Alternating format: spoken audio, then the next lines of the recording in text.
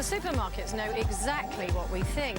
They know that we want our children's food to be nutritious and unadulterated by chemicals. Yay, good tomatoes, aren't they? They know that we care about the environment and we're against waste. And they know that we want animals to be reared and killed humanely. There are millions of us that think like this, and the supermarkets want to convince us that they give us exactly what we want. But do they?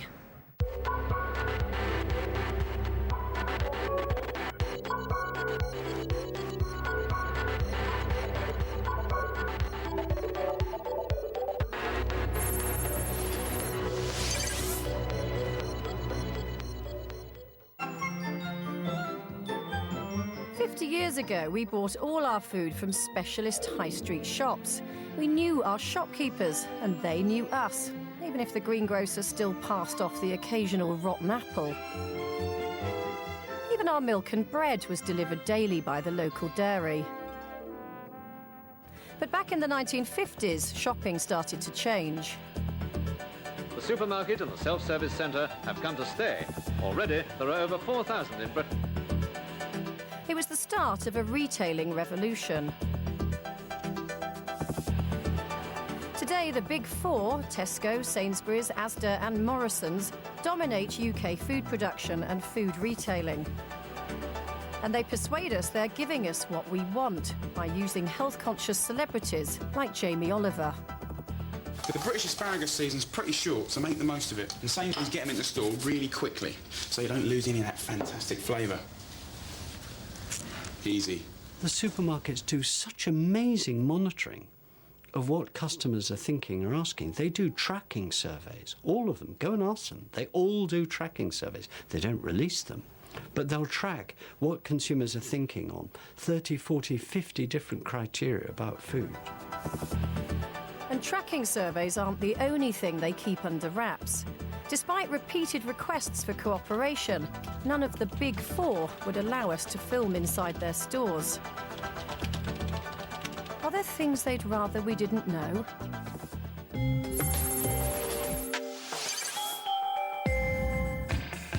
Factory farming is a big issue for some consumers, and that's a commercial opportunity for the supermarkets. Now they can sell us more and more free-range organic poultry, even if it does cost more. Tonight, we thought we'd try duck, just for a change. But believe me, it's not the cheap option. These 4 duck breasts from Asda cost £8.40. And before making this programme, it never really occurred to me that ducks might be factory farmed too. From what I've learned, I'm beginning to doubt my choice. Ducks enjoying their natural habitat. Swimming is part of their genetic makeup, and in the wild they spend up to 80% of their time in water. These ducks had a lucky escape. As ducklings, they were liberated from a Norfolk factory farm. Now they live here at the Hillside Animal Sanctuary near Norwich. Thousands of other birds were not so fortunate. Buried away in the Norfolk countryside lies this anonymous-looking poultry farm. It's owned by Kerry Foods. They supply duck to many British supermarkets, including the Big Four, and the market for duck is growing fast.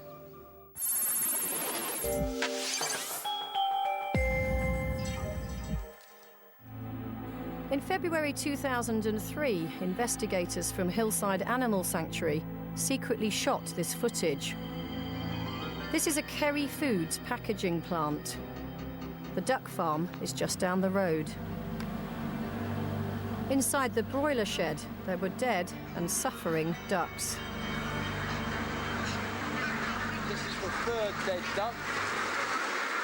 Duck number 6 is over here.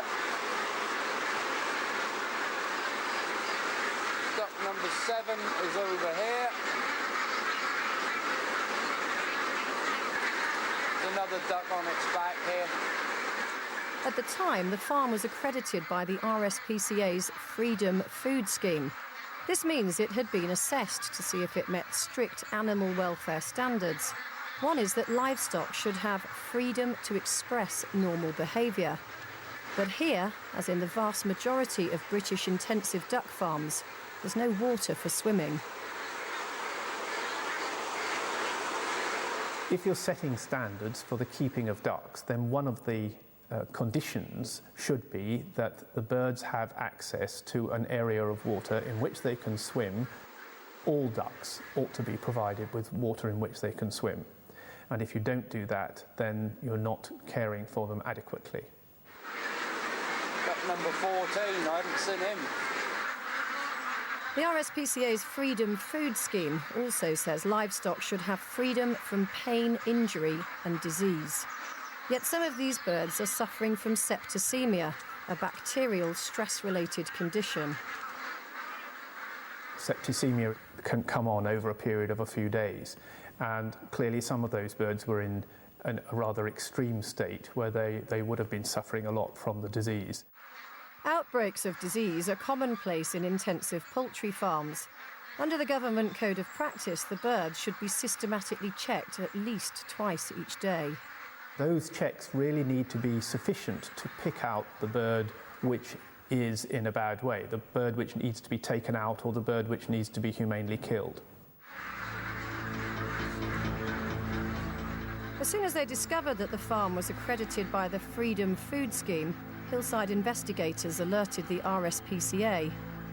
They immediately suspended the farm from their scheme, and Kerry Foods were prosecuted for causing unnecessary suffering to ducks.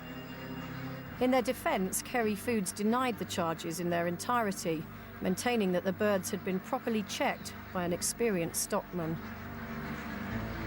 But because the footage had been obtained by trespass, the judge never saw this film, and she concluded, "There can be no doubt that this company did have the birds' welfare in mind." And Kerry Foods were found not guilty. So, did things improve at the Kerry Foods farm? Last July, investigators from Viva, another animal welfare group, secretly filmed there too. Here we've got 2 dead birds near a feeder.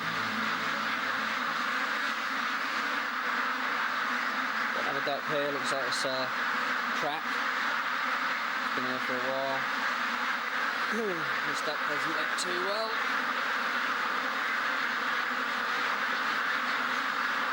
This bird is dying. In the later visits, there were still birds which were sick. There were birds which may well have had the same disease condition, and there were quite a lot of birds which died. You would expect there to be some birds which die, but it would appear that there's still quite a significant problem if there were quite a few birds which were dead or dying on any given day when a visit was made. We wrote to Kerry Foods about the conditions on their farm, and they gave us this statement. The farm operates to the highest industry standards, and the company's trained stockmen and veterinarians uphold the highest husbandry and industry standards. As Kerry Foods supply duck to all the Big Four, we also asked the Supermarkets Trade Association, the British Retail Consortium, to comment on the welfare concerns raised by the undercover footage. They said, Supermarkets take the issue of animal welfare very seriously. It is a fundamental requirement of their suppliers. Any breaches in these standards are unacceptable and are always taken up with the producer. I know that there are supermarket standards.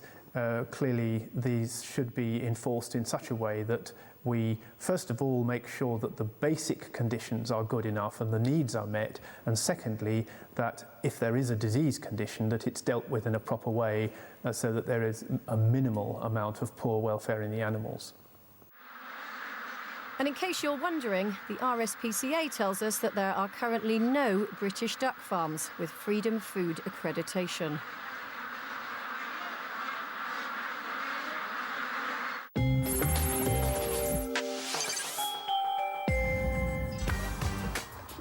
It's the big come on. Rows and rows of perfectly presented fruit and vegetables, a glistening array designed to entice us through the doors. And it's always the first aisle you come to.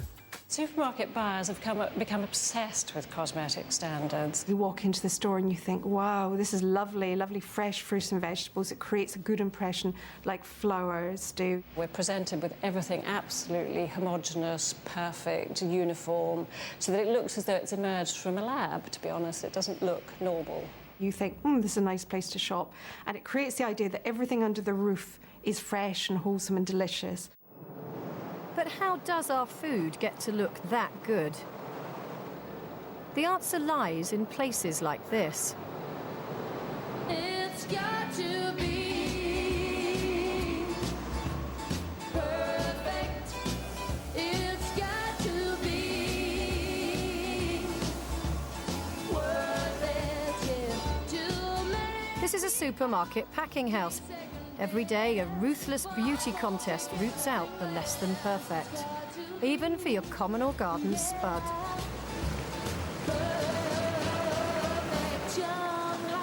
After a quick scrub up, the first hurdle. Size matters. Too small, and they just fall through the holes. Next, it's shape. Any shape you like, as long as it's oval. Too many times. Now I'm determined. For those that make it through, it's time to face the cameras. Anything with a blemished skin will be weeded out. In the end, only the best-looking potatoes make it. Just like life, really. And spuds are not alone. Every day, as much as 30% of perfectly edible produce will be rejected at supermarket packing sheds, just on the basis of appearance. But supermarket waste is not confined to Britain. We've managed to export it. I've been to parts of the world where people are actually hungry, like Africa, where women are standing in huts measuring green beans because they're only allowed to be a very specific length and a very specific diameter, and anything that doesn't fit that absolutely perfect, straight blueprint gets chucked away. So it's been like a third of the beans in Kenya that I was watching being harvested were being thrown away, going to waste, because they didn't meet this extraordinary specification. And supermarket specifications are indeed extraordinary. Earlier this year, The Guardian obtained one for cucumbers. According to the report, they must be between 10 and 13 inches long, must be evenly swollen along the length, and they must not have droop. And as for bulbous ends, well, they're simply not acceptable. And it's the same story with apples. This Kent farm supplies fruit to many of the big supermarkets.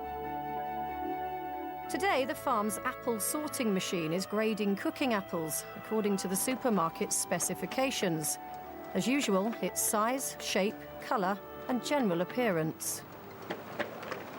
The standards for cooking apples are not as high as they are for eating apples, but that's a defect there and there. And it's picking up probably some bruising on this one there, and then some other defects as well. It's got to be.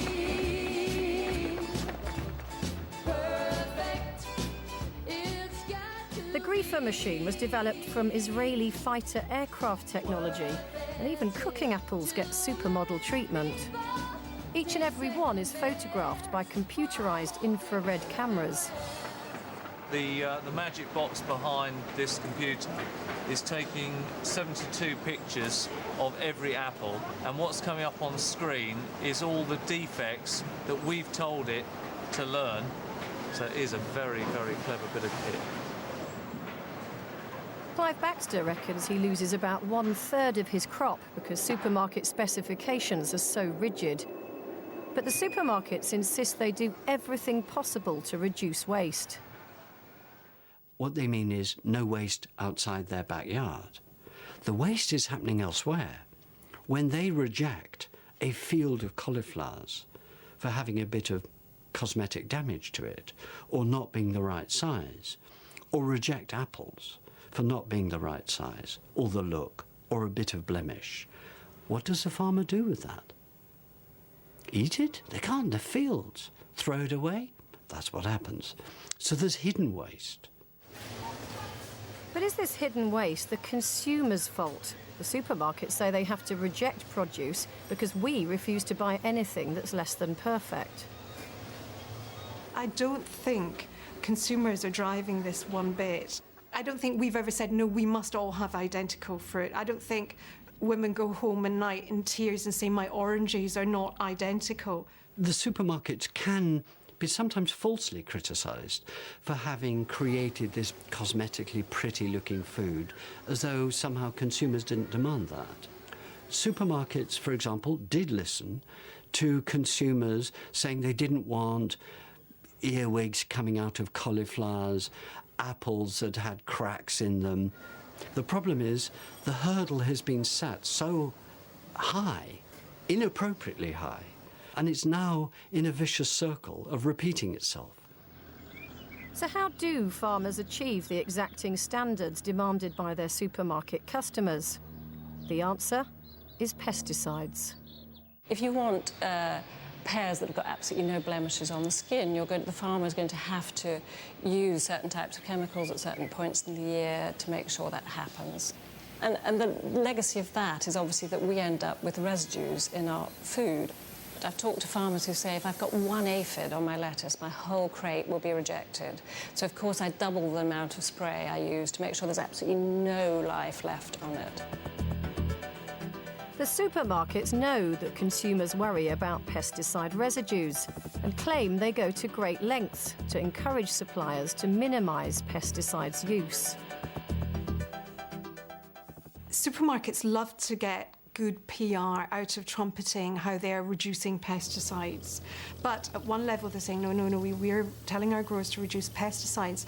On the other side, they're delivering ridiculously tight standards, which any professional grower could tell you means you must use quite a substantial number of pesticides. So I think that it is totally hypocritical, the supermarket stance on pesticides. It just doesn't add up.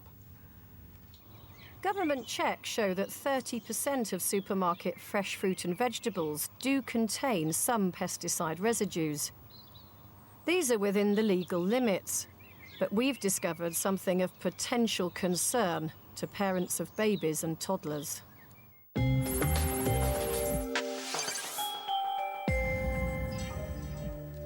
Back in 1999, the EU issued a directive which massively reduced the amounts of pesticide residues allowed in processed baby foods to just 10 parts per billion. The reason why the very low levels being imposed for prepared baby foods is on a precautionary basis because children who are developing their brains, their immune system, their reproductive system are more vulnerable to the effect of things like hormone disruption. This is news to me, and it's worrying. New mothers are advised by the NHS to wean their babies on fresh fruit and vegetables. So when I give Grace pureed fresh fruit, I assume it's better for her than what's in these bottled baby jars. But maybe cosmetically perfect supermarket produce is not as pure as it looks. OK, so that's the last of the big four, so I've stocked up on the kind of fruit and veg that mums commonly like to give their young children and babies. But I'm not going to take this lot home. I'm off to the lab. This is Kent Scientific Services in Maidstone. We asked their analysts to use the government's own testing procedure to tell us how much pesticide residue was in our supermarket fruit and veg. In all, they tested 16 samples of produce, and they found pesticide residues in 7 of them. The good news is they were all under the government's limits. The bad news is they all exceeded the levels allowed in processed baby food. One sample contained 33 times as much. According to the government's Food Standards Agency, home-prepared baby foods could contain residues at a slightly higher level than would be found in manufactured foods. They maintain the risk is not significantly higher, but others disagree. I think it is illogical that if you go and buy a prepared baby food, it's controlled by EU legislation, whereas if you go and buy fresh fruit from the supermarket, they may well have levels of pesticide considerably higher. And that's an anomaly which I think the government has to address. We should be aiming for the same standard in fresh fruit, because we want to be able to feed our children fresh fruit. That's a very good thing to do. In part 2, more supermarket secrets. Buy one, get one free. Who pays? Factory farmed cows. And the bouncing strawberry.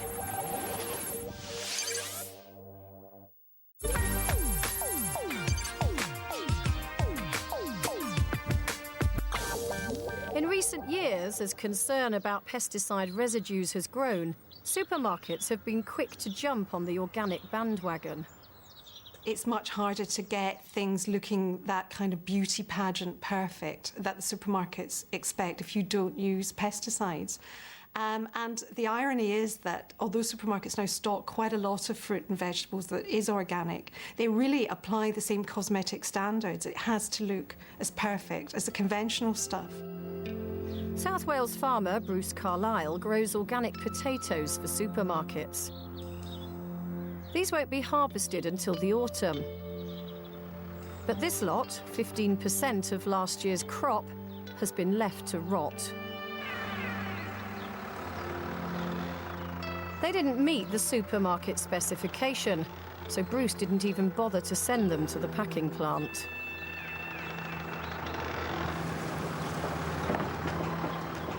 They would say, right, these are not good enough, take them back. That potato, which is actually a misshape, now that will get rejected as a misshape. That potato has got something which is called netting. It's a rough skin finish. Now that, to me, is a perfect potato to be consumed, but is rejected on skin finish. That's a potato which is a perfect potato to look at, except if you've got a blemish, a growth crack on the end. It could be bruising, but it'll peel off. Of the potatoes Bruce did send to the supermarket packing plant, another 25% were rejected. The Soil Association says organic farmers commonly have 40% of their crop wasted, purely on cosmetic grounds. And guess who picks up the tab for all this waste? The supermarkets? Wrong. It's the farmer. If our potatoes get rejected, that's our waste, that's our loss. You get used to wastage, which I don't think is right. You get used to seeing 26 loads of potatoes not thrown back in your face, but returned to you because they're not good enough. It's soul destroying. You know, it just doesn't go with organic farming. And with so much waste, it's little wonder organic produce costs a bomb.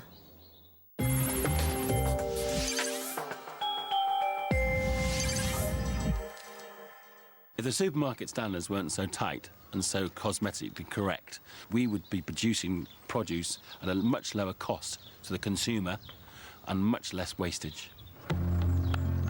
So the consumer loses out, the farmer loses out, but at least Bruce Carlyle's cows are benefiting. He's fed 100 tonnes of last year's crop to his cattle. And they don't seem to care how ugly the potatoes are. British farming is in deep trouble. First there was BSE, then foot and mouth. And now, with supermarkets dictating that food either looks good or gets chucked away, farmers are being squeezed till they squeak. And what's bad for them is bad for us too. Sometimes I scratch what hair I've got left, and I say, do consumers really understand that food comes from farmers? But equally, sometimes I look at farming and think, what on earth are they doing? Why would anyone farm? Supermarkets are now so powerful. They've emerged as these incredible oligopolies who can dictate the price they pay. And they've sort of wiped out any other outlets. There are no real wholesale markets where farmers can say, OK, if you're not going to pay me properly, I'll take my goods somewhere else, because somewhere else doesn't actually exist anymore. And you see an extraordinary thing going on in British farming. The collapse of profitability in farming, the collapse of morale, the collapse in numbers of farming, while retailing rides on into the sunset. Critics claim that supermarkets have Britain's farmers by the short and curlies. One example is the special promotions they use to entice us into their stores. Tesco, buy one, get one free. It's simple. You buy one and get one free.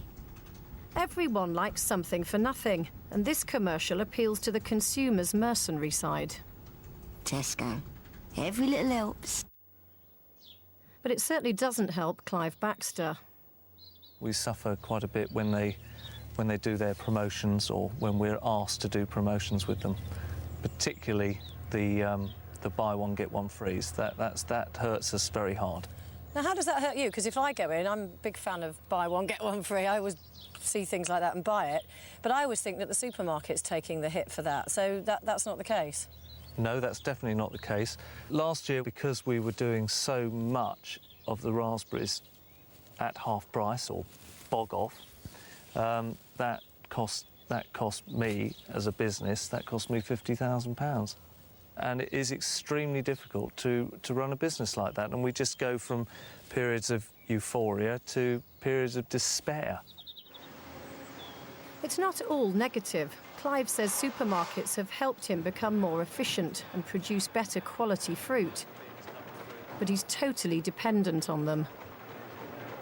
What worries me about our relationships with these very powerful people is that we are little ants underneath this great elephant, and we are going to get squashed. While fruit farmers like Clive Baxter are worried, dairy farming is in crisis.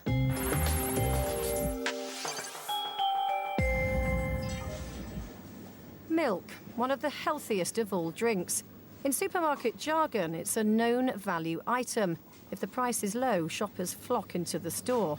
But the low price of milk has been disastrous for Britain's dairy farmers. In the last 3 years, 3,964 of them have gone to the wall. That's 25 every week. Many of them blame the supermarkets.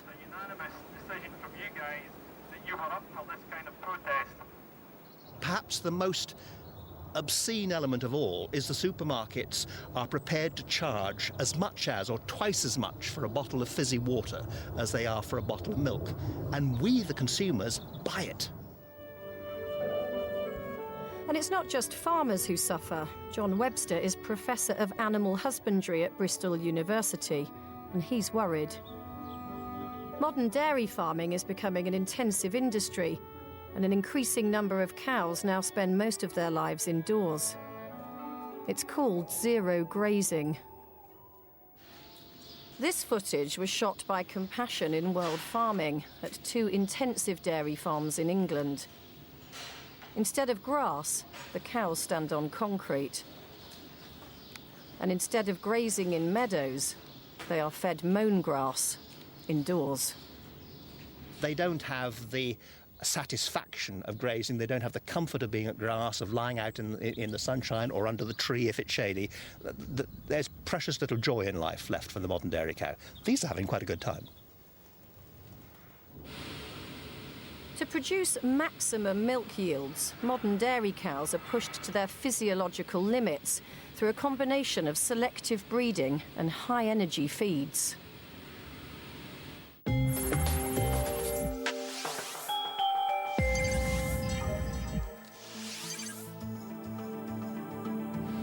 The impact on cows' welfare has been dramatic. Most supermarket milk is produced under the National Dairy Farm Assurance Scheme, which guarantees high standards of animal welfare. But although not evident at these farms, up to 40% of modern dairy cows suffer from mastitis, a painful inflammation of the udder, which can lead to diarrhea, dehydration and death. And even more suffer from lameness caused by standing in slurry. Lameness in the dairy cow is my biggest worry, because national statistics show that in any one year about 50% of dairy cows are going to become lame, and at any one time over 20% of them are actually in pain from lameness, moderate to severe pain from lameness. Moreover, the pain goes on and on and on for weeks. food from animals comes from sentient creatures who have the capacity to suffer and who deserve a good life. And that means that when we look for quality in the supermarket, we must build in quality of life for the animal as part of the criteria. And consumers are losing out too. While supermarket milk is still an essential source of calcium, several recent studies indicate that organic milk is higher in other vital nutrients. It's got more omega-3, and we're on average getting not even a third of what we should be having. It's got more vitamin E, which helps protect against aging. It's also got more beta-carotene and antioxidants, which protect against cancer and deterioration of the eyesight. It also tastes better, so it's more enjoyable, and actually it doesn't really cost a lot more. We're talking about a few pence difference to have something that is so good and more enjoyable. So the next time you go to your local supermarket, spare a thought for the poor, overworked dairy cow and consider the quality of the milk you buy.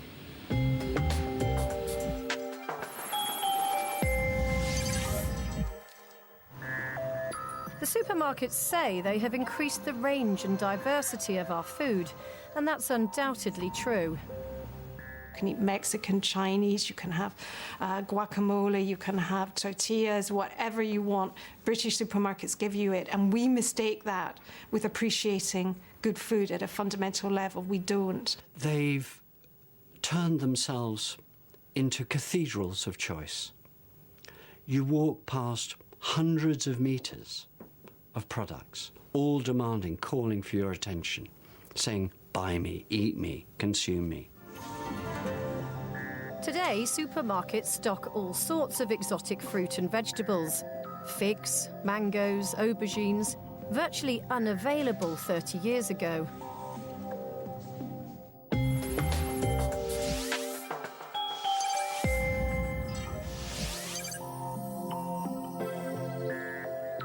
But what about our own homegrown produce? This is the National Fruit Collection in Kent. You know, it's mystifying. There are more than 700 varieties of apple that are native to the British Isles. Just look at them all. And they've all got fantastic names as things like Pitmarston pineapple, green custard, bloody ploughman's, to name but three. Just imagine all that taste and texture, all that choice. So why is it when I go to the supermarket, even during the English apple season, all I see are the same old names? Most of us don't even know what we're missing. How many varieties of apples can you name? I don't know. Bramley apple, Cox, Granny Smith. It's Golden Delicious one? Yeah? One. It's Granny Smith one? Yeah. There's your Cox's. Is it Cox's Pippin? Your French Golden. Golden Delicious, Granny Smith.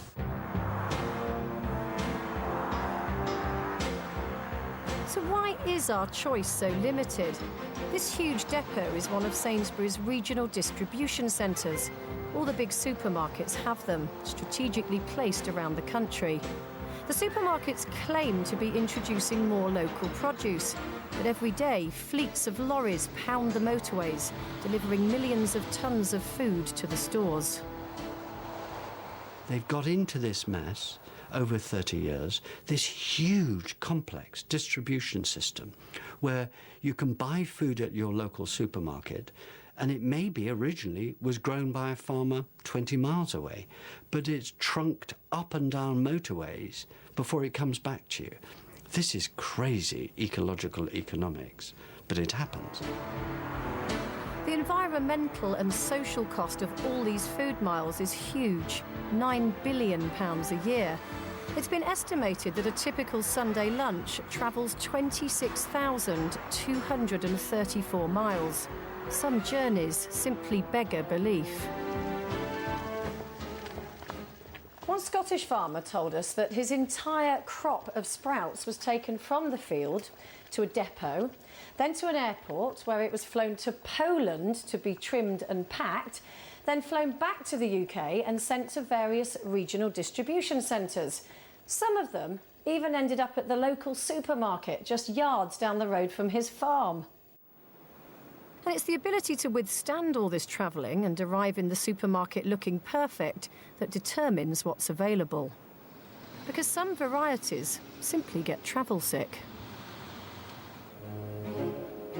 Take strawberries, for example. Once a longed-for summertime treat, ripe, soft and dripping with juice, now they're available all year round. This is Perry Court Farm Shop in Kent. Now look, you don't see this in the supermarkets. Picked this morning. No, well, exactly. Can I eat one? Of course you can. Thank you. Mmm. They do taste like... They taste like I remember strawberries tasted. Heidi and Martin Fermor used to supply the supermarkets with strawberries. Not anymore. We grew, I think, about 10 varieties at the time. 2 of them, which we thought were excellent strawberries, but they just didn't want to take them. Why not? I think that, they thought, I think at the time, El Santa was the one, and that's the only one they wanted. In the trade, the El Santa is known as the strawberry that bounces.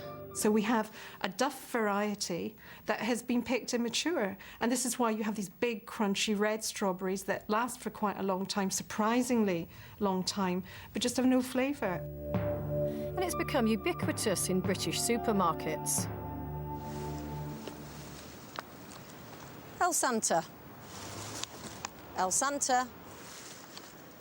Well, it doesn't specify what variety these are, but my guess, El Santa. El Santa.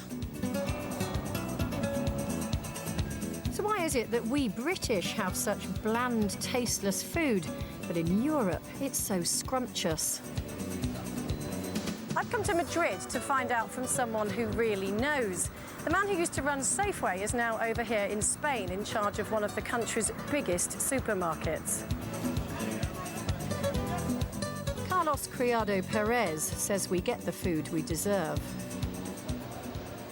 So, Carlos, I mean, looking at this, what is the difference between what we're seeing here and what we would see in a British supermarket?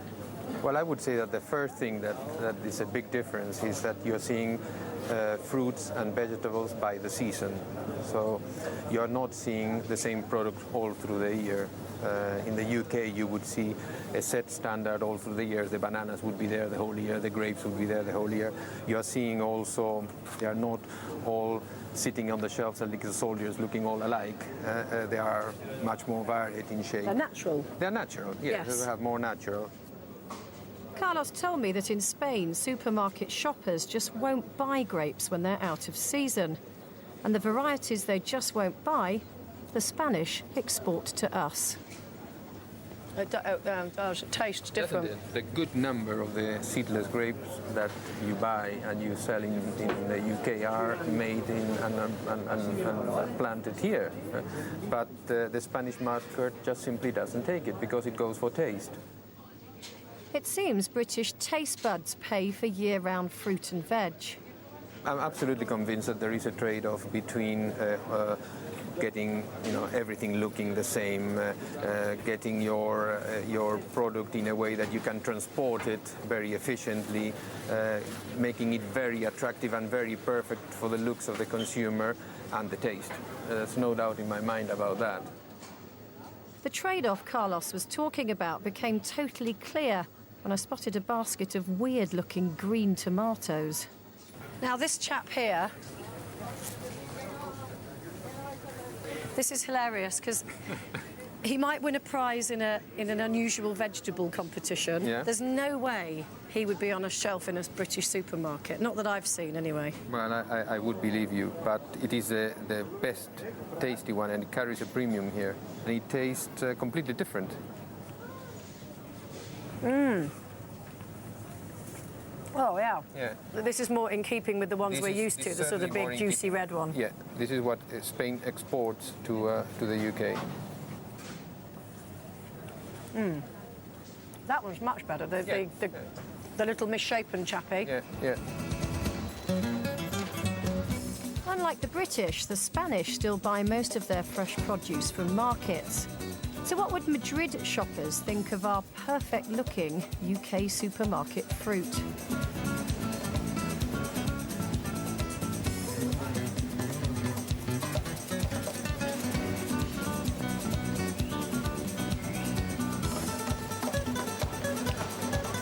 le falta sabor total. Bueno, más o menos. Un poco ácida. Pues yo los he consumido aquí y son un poquito más dulce, con más sabor. Este tomate es insípido para mí.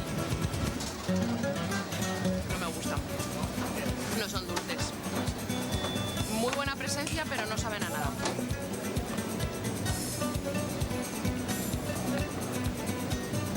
No vale nada.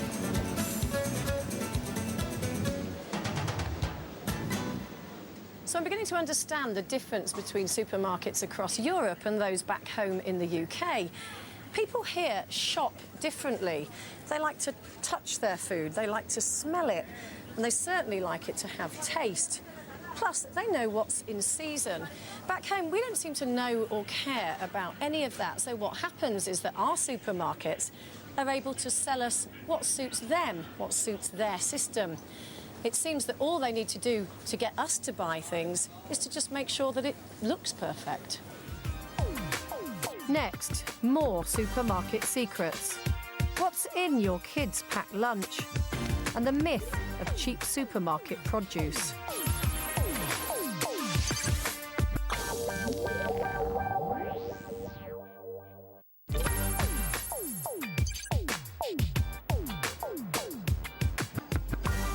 Supermarkets like to claim credit for the fact that on average we're spending much less on our food than we used to.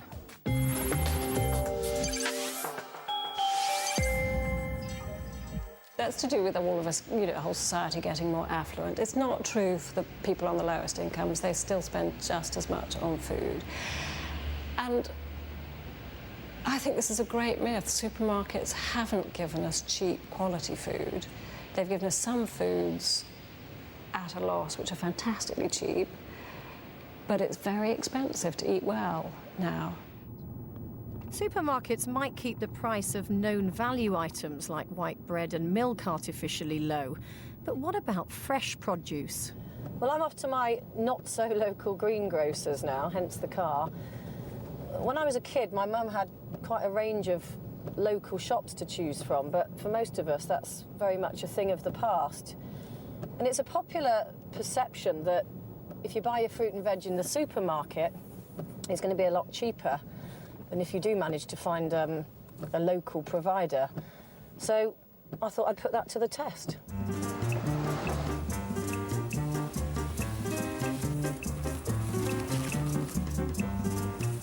Look, how fresh is that? It's still got the soil on it. Never see that in the supermarket.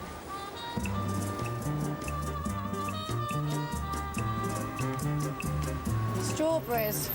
I wonder if they're El Santa. I made sure I was comparing like with like by buying the same quantities of similar quality supermarket fruit and vegetables. OK, so this is the shop that I did this morning at my little not-so-local greengrocers. Then I went to the 3 supermarkets that are nearest to my house. That's Tesco, Sainsbury's and Asda. What about the prices? Well, the supermarkets all came out very, very similar in price. Of course, they're locked in price wars, so they keep a sharp eye on this. But here's Tesco's. That was the cheapest at £7.30. Then we had Asda at £7.59. Then Sainsbury's was slightly more expensive at £7.63. So what about my local greengrocer? Well, a lot of people we spoke to said that they shop at supermarkets because they say that they're cheaper. Well, £6.61 at my local greengrocer. So proof, if you need it, that today this was the cheapest. If fresh supermarket produce isn't cheap, prepared fruit and vegetables are downright expensive.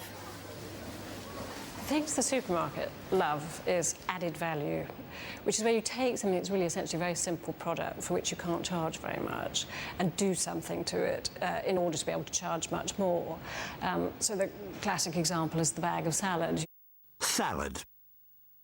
To save you time, we pick it, trim it, wash it, mix it, and pack it. In fact, all you have to do is pop it and take it off the shelf. This advert appeals to our lazy side. Every little helps. And it works. Bagged salads exploded onto the market in 1992.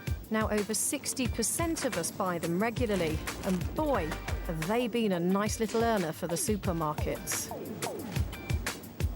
I've just bought this bag of prepared iceberg lettuce from Asda. And at the same time, I bought this whole iceberg lettuce. Now, the one in the bag cost me 66 pence for 200 grams, whereas the whole one cost me 58 pence for 512 grams. That's a 300% markup by Asda. Still, look on the bright side. It must have saved me, at least 30 seconds. And there's another thing. There's more in some salad bags than just bagged salad. Inside, there's a special cocktail of gases, which prolongs its shelf life by up to 10 days. It's called modified atmosphere packaging. And the whole idea is to slow down that living process, or really to slow down the process of deterioration. Once they're opened, of course, they then have a very short shelf life, because suddenly the processes that we've slowed down in this modified atmosphere suddenly all kick in again, and very quickly. Maybe that explains why I'm constantly chucking away bags of ready washed salad that seem to go manky in the blink of an eye.